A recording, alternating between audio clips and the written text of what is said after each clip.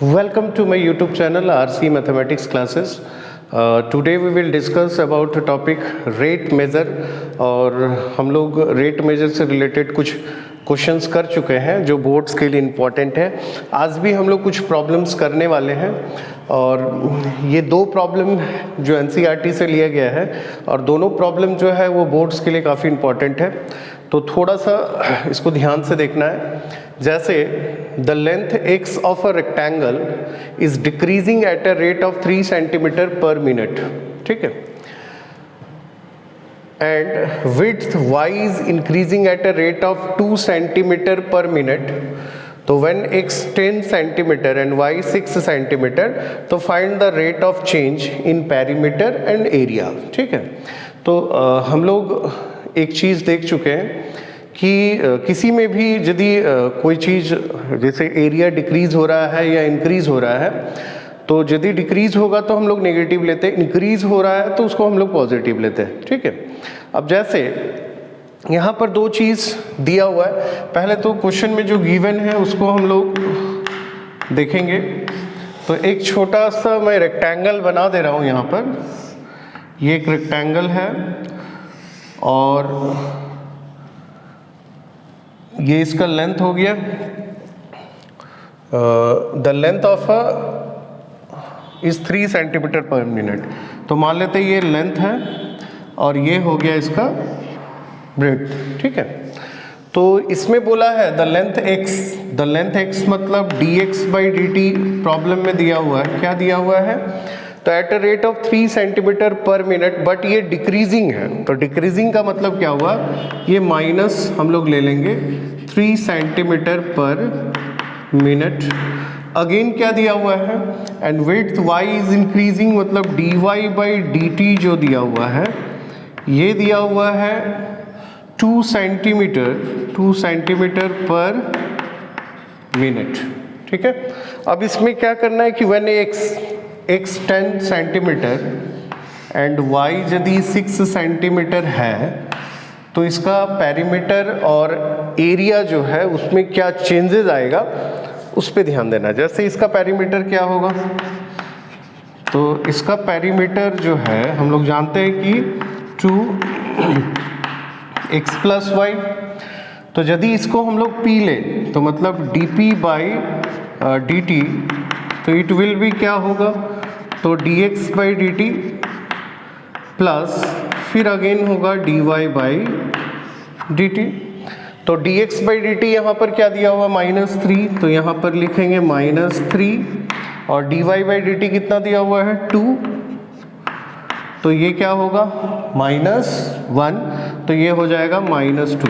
But ये perimeter है तो ये हो जाएगा सेंटीमीटर पर मिनट के रेट से ये नेगेटिव आया। इसका मतलब क्या हुआ कि ये डिक्रीज होगा, नेगेटिव है तो इसका मतलब ये डिक्रीज होगा। अगेन यदि हम इसका एरिया लेते हैं तो एरिया क्या होता है, एरिया होता है लेंथ इनटू ब्रेड्थ, ठीक है। अब यहाँ पर एरिया है एक a मान लेते हैं dA बाई dt, तो इसको यदि हम लोग फॉर्मूला लगाएंगे, इसको डिफ्रेंशिएट करेंगे तो ये u इंटू v में टूटेगा। तो हम लोग लिखेंगे dx by dt into y, फिर यहाँ पर होगा dy by dt into x, ठीक है। यहाँ पर x का वैल्यू दिया हुआ 10 सेंटीमीटर, y का भी वैल्यू दिया हुआ है, तो इसको हम लोग सब्स्टिट्यूट करेंगे। यहाँ पर dx बाई dt भी दिया हुआ, तो dx बाई dt कितना है यहाँ पर -3 और y क्या दिया हुआ है, तो y यहाँ पर 6 दिया हुआ है, प्लस dy बाई dt कितना है, तो dy बाई dt यहाँ पर 2 है और x कितना है, तो यहाँ पर 10 है। तो ये हो गया 20 और ये 18, तो ये होगा 2 सेंटीमीटर पर मिनट, बट ये पॉजिटिव आ रहा है, जिसका मतलब इसका जो एरिया होगा वो इंक्रीज होगा, है ना। तो हम लोग एक सिंपल सा प्रॉब्लम देखें, बट इस टाइप के जो प्रॉब्लम है हम प्रीवियस वीडियोस में भी बता चुके हैं कि इसमें से केस बेस्ड स्टडीज़ के क्वेश्चंस बनाए जा सकते हैं। जैसे इसी तरह का कुछ डाटा हुआ दिया हुआ रहेगा, अब पेरीमीटर एरिया इस तरह से 2-3 क्वेश्चंस दिया हुआ रहेगा। तो केस बेस्ड स्टडीज़ में 4 मार्क्स का क्वेश्चन रहेगा केस बेस्ड स्टडीज, और 3 केस बेस्ड स्टडीज रहेगा बोर्ड में, और उस 4 मार्क्स मतलब उसमें से 4 क्वेश्चंस रहेंगे, ठीक है, या तो 2 क्वेश्चन रहेगा 2-2 मार्क्स का, इस टाइप से भी हो सकता है, ठीक है। तो थोड़ा सा इस पे ध्यान देना है। अब सेकंड हम लोग प्रॉब्लम में आते हैं। इसमें बोला है a balloon which always remains spherical on inflation is been inflated by pumping in 900 centimetre cube per second. मतलब ये सेंटीमीटर क्यूब है, इसका मतलब क्या हुआ, इसका वॉल्यूम से रिलेटेड है ना, वॉल्यूम दिया हुआ है। Find the rate at which the radius of the balloon increases when the radius is 15 centimetre.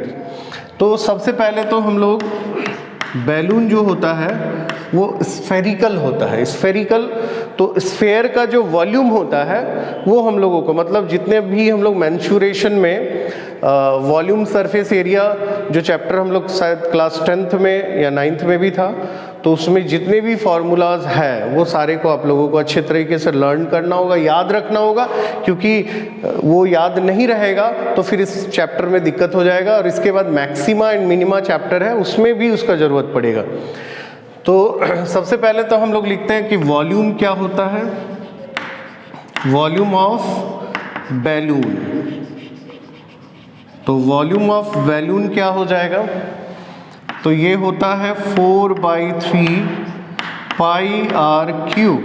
Volume of balloon क्या होगा, और यहाँ पर हम लोग आर को क्या मान लिए, तो आर इज अ रेडियस, किसका, तो बैलून का रेडियस है, ठीक है। और इसमें बोला है कि balloon which always remains spherical on inflation being inflated by pumping in 900 centimetre cube. मतलब इस रेट से इसका वॉल्यूम जो है वो बढ़ रहा है ना। और रिमेन्स स्फेरिकल बोलने का मतलब ये हुआ कि बैलून को जैसे हम लोग फुलाते हैं तो वो स्फेरिकल तो नहीं रहता है, लेकिन वो क्वेश्चन में दिया गया है कि रिमेन्स स्फेरिकल, मतलब हम लोगों को कंसीडर करना है कि वो स्फेरिकल ही है, ठीक है।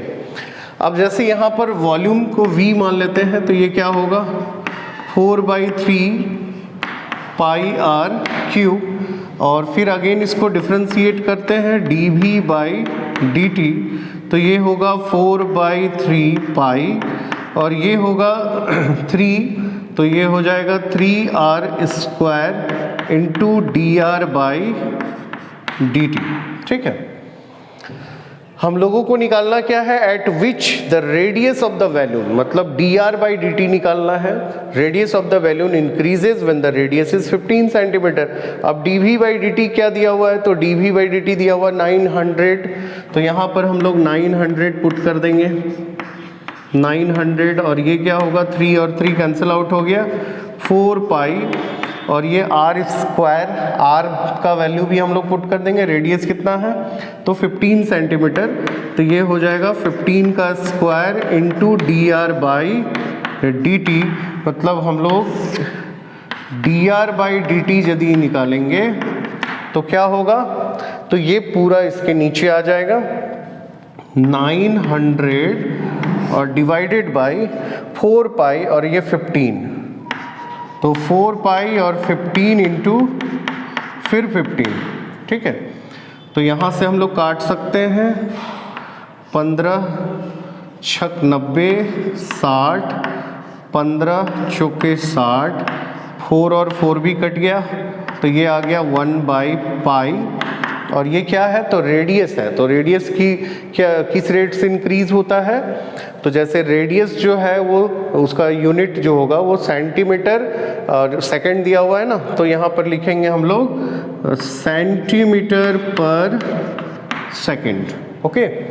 तो रेट मेजर से रिलेटेड हम लोग अभी 2 प्रॉब्लम देखें, और इस टाइप का जो प्रॉब्लम है ना, इससे केस बेस्ड स्टडीज के क्वेश्चंस बनाए जा सकते हैं।